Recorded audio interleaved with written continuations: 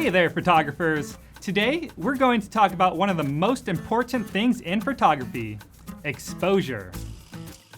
So what exactly is exposure? Well, think of it like this. Exposure is the amount of light that enters your camera and hits the sensor.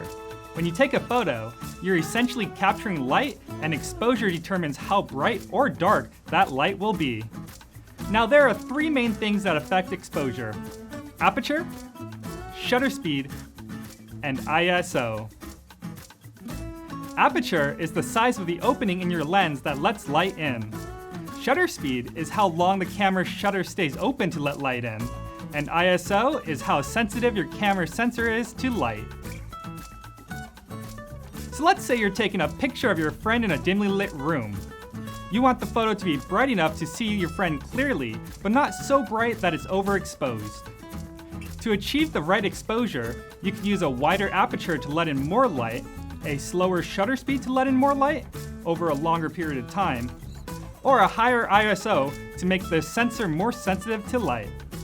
On the other hand, if you're taking a photo on a bright, sunny day, you'll want to let less light in to avoid overexposure.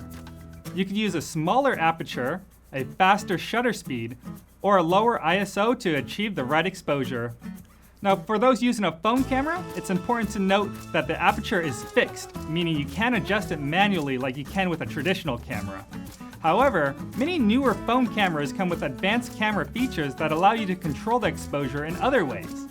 The principles of exposure still apply no matter what type of camera you're using. So keep practicing and experimenting, and soon you'll be capturing stunning photos with any camera at your disposal. So there you have it, exposure in a nutshell. Remember, it's all about finding the right balance of light to create the perfect photo. Play around with the aperture, shutter speed, and ISO to see what works best in different situations. Now get out there and start snapping some amazing photos with your new understanding of exposure.